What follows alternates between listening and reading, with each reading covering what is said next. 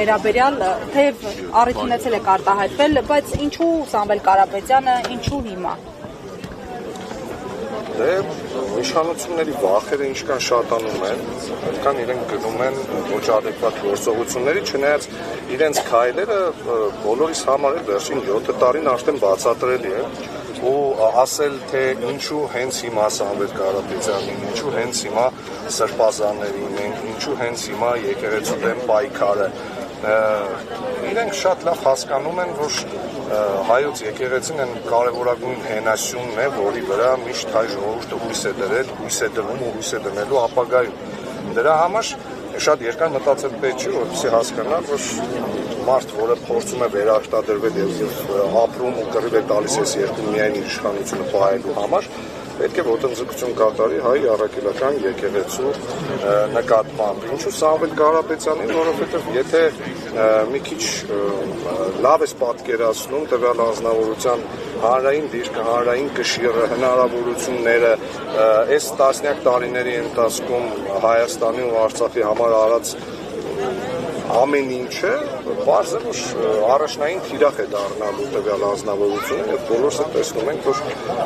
մի միլիմետր անգամ իշխանությունը չի նահանջում իր բռնապետական դիրքից ու քայլ չի անում դեպի ժողովրդավարություն, որի բաստիոնը ինքն իրեն հռչակել է։ Պարոն Ղուկասյան,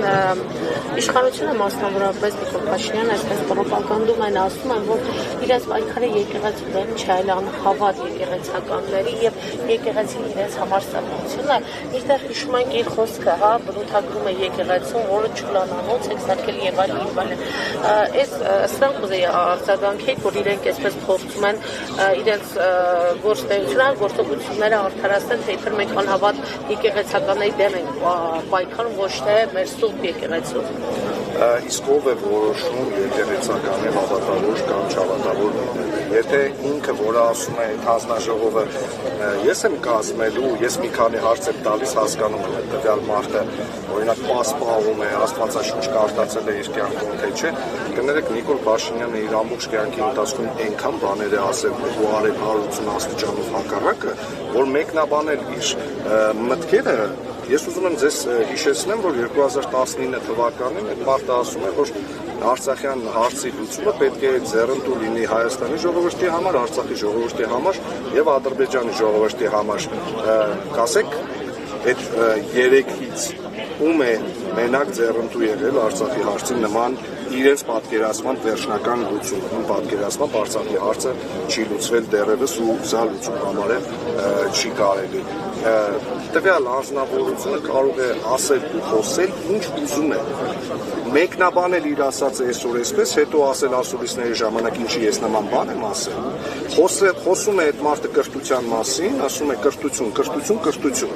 Հիշեցնում եմ, որ դա այն մարդն է, որը նախընտրական արշավի ժամանակ ասում էր, որ բոլորին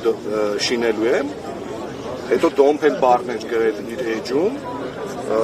եւ այդպես շարունակ։ Հիմա ըստ այդմ դա նաեւ իդեպ այն մարդն է, որը սրտիկներ է ցույց տալիս պաշտի ենթադրում է, օրինակ Փաշազադեի նույնիսկ հոգեբանական խնդիրներ ունի հոգեկան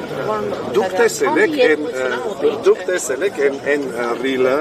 որտեղ ինքը ֆռում է եւ տեսախցիկին է նայում։ Դե եթե մարդը հոգեբանական խնդիրներ չունի, ինչ մասին կարելի է խոսել։ Մի խոսքով, մեկնաբանել իրեն, կարծում եմ անշնորհակալ գործ է, Սամվել Կարապետյանը, սրբազանները, քաղ բանտարկյալներ են, այլ ձևակերպում այդ ամեն ինչին տալ ուղղակի չի կարելի ու հնարավոր չի, ու եթե կոչի մասին ենք խոսում, շատ ավելի շատ նման է կոչին կամ ես կլինեմ վարչապետ կամ Հայաստանը վարչապետ չի ունենա, քան այն ինչ ասել է Սամվել Կարապետյանը։ Պարոն Մխիթարյան, եւ վերջին ճշգրտում հավանական համարում եք, որ այս իրավիճակը կփոխվի օրինակ Գյումրու սցենարով։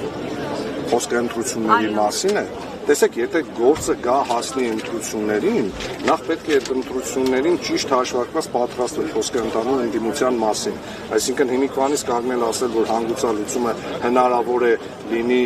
Գյումրու պես, մի քիչ կներեք շատ ռոմանտիկ է, որովհետև եթե օրինակ այս իշխանությունը ձերբակալում է բոլոր գործող անձանց եւ բոլոր հավանական իր ընդդիմախոսներին, հա, կարևորագույն, ինչի մասին ենք մենք խոսում։ Ըստ այդմ այդ շատ թվում է թե 8 ամիս է մնացել, բայց գործողությունները այն արագությամբ են զարգանում, որ ամեն օր, ամեն պահ Հայաստանում կարող է տեղի ունենալ ներքին ընդվզում, ներքին պայթյուն, իսկ եթե գործը գա հասնի ընտրություններին, իհարկե հավաքական ընդդիմությունը, ամեն դեպքում հավաքական ընդդիմությունը ամեն ինչ պետք է անի, որ այո, ընտրությունների արդյունքներով հնարավոր լինի իշխանություն ձևավորել, որովհետև պարզ է, որ կոալիցիաները բացառել այլևս հնարավոր չի, իսկ եթե իշխանությունները գնա բռի կերպով ընտրությունների կեղծման, նաև հետընտրական գործողություններով փորձել վերականգնել արտարությունը։ Ես եմ շնորհակալ։